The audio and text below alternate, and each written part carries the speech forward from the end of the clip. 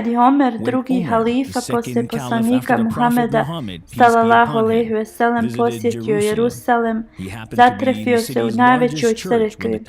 Kad je bilo vrijeme namaza, bišep mu je ponudio da klanja u crkvi. Halifa Omer je na to odgovorio: ne, ako ja klanjam u ovoj crkvi danas, muslimani mogu da je preuzmu kad mene ne bude i ja neću moći da zaštitim vaša prava.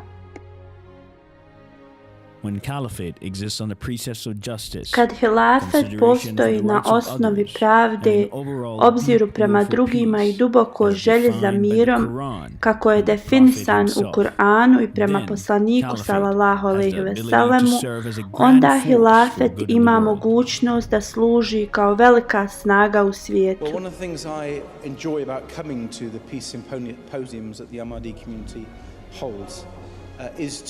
Jedan od razloga zašto ja volim da dolazim na simpozijum mira jeste da slušam njegovo veličanstvo, uvijek je inspirativan. Ja mislim večeras njegova poruka je bila potrebna više nego ikad i kako je objasnio da ISIS nema ništa sa islamom. Njegovo veličanstvo je dao govor koji je bio nevjerovatno moćan, koji je uklonio sve tvrdnje koje nasilne grupe kao ISIS tvrde, totalno ih je uništio sa dokazima iz Kur'ana. Ja mislim da mnogim ljudima koji su bili prisutni u ovoj prostoriji stvarno pomogao da razume šta je istinsko učenje islama. Njegovo veličanstvo, ja mislim da je nevjerovatan. Sjedila sam i razmišljala da se u stvari ja mogu u svemu što on rekao pronaći. I stvarno sam bila iznenađena da se tako osjećam. Ne znam, osjećala sam se vrlo inspirativno. Stvarno mi je drago da sam došla.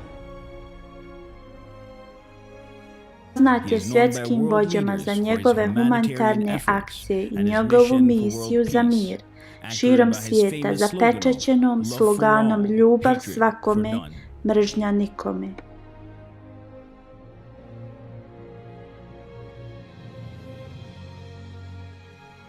Često putuje širom svijeta da širi poruku mira i da podsjeti sve da poštuju prava drugih ljudskih bića.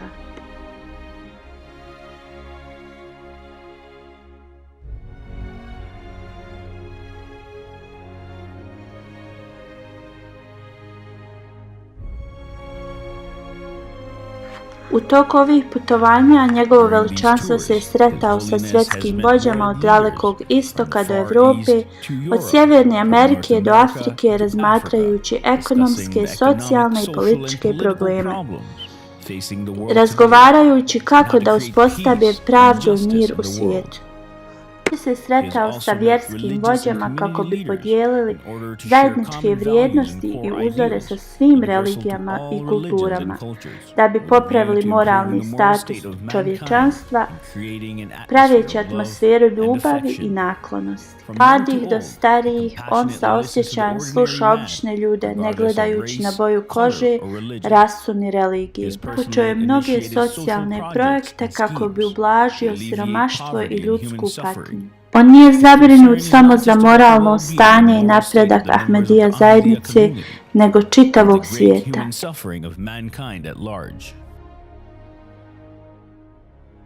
Za njegovo veličanstvo, moto ljubav svakome, mržnja nikome, stvarno dolazi do izražaja. Ja sam svjedok da njegovo veličanstvo vodi džihad ljubavi, suprotstavljajući se džihadu mača sa džihadom olovke i ljubavi.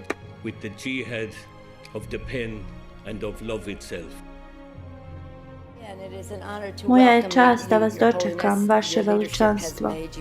Vaše liderstvo vas je napravilo figurom globalne istaknutosti i postali ste vodič za milijone muslimana u svijetu.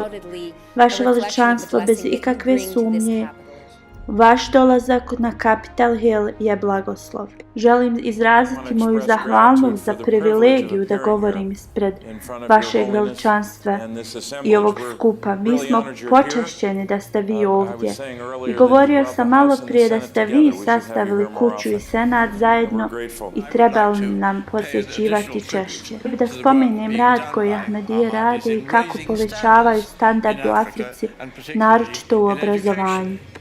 Razmišljao sam o stvarima kad sam saznao više u vezi vašeg veličanstva i vaše službe, naročito kako ste pomogli ljudima u Gani. Pred kraj 70-ih i ranije sad 80-ih. To me je podsjetilo na nešto što se desilo ovdje u mjestu koje se zvalo Dolina smrti. Možda se sjećate zime 2004. 7 inči kiše je palo na Dolinu smrti. I u 2005. u proljeće sva dolina je bila od cvijeća.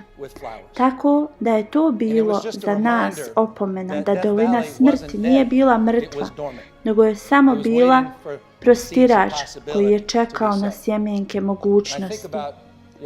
I kad se sjetim vaše veličanstvo, vašeg rada u Gani, kako ste vi preko vašeg agrokulturalnog postupka donijeli pšenicu Gani, to je po prvi put u historiji te zemlje da je neko pokušao da uzgoji pšenicu. Vi ste usadili sjemenke mogućnosti i to je podsjetnik svima nama kad se bavimo sa problemima neznanja, siromaštva i bolesti, da znamo kad prava prilika dođe, uspjeh je neizbježan. Na svim sastancima što prisustvujete, vrlo rijetko ćete vidjeti ključ grada poklonjen nekome. Danas ćete vidjeti ključ grada poklonjen njegovom veličanstvu. Ja sam vidio 4 ključa u mojih 12 godina službe i ovo je stvarno velika čast koja je rezervisana za najpočasnije posjetioce. Ta ruka se rukovala sa rukom njegovog veličanstva. Ja sam bio toliko uzbuđen.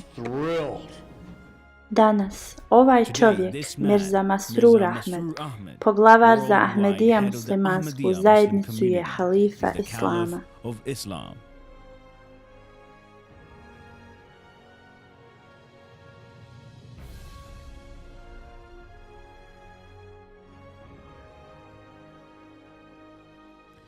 Broj njegovih sljedbenika je u desetinama miliona, u preko 200 država u svijetu, čineći ga vođom najviše muslimanske zajednice u svijetu koja slijedi jednog imama.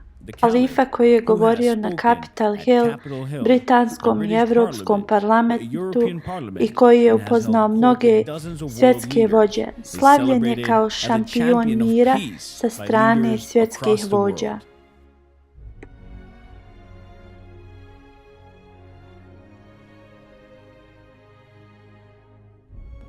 Ovdje sam sa njegovim veličanstvom, hrabrim šampionom vjerske slobode i mira. Naročito aplaudiramo halifi zato što osuđuje one koji izopačuju vjeru da bi opravdali njihova okrutna djela. Kako god mi definišemo Boga, nije u redu da ubijamo u njegovo ime. Danas, kad mi, Ahmadija muslimanski džemat, podignemo slogan ljubav svakome, mržnja nikome, kao razlog da uspostavimo mir u svijetu, to radimo da bi ispunili učenje časnog Kur'ana i praksu časnog poslanika sallallahu alejhi ve sellem.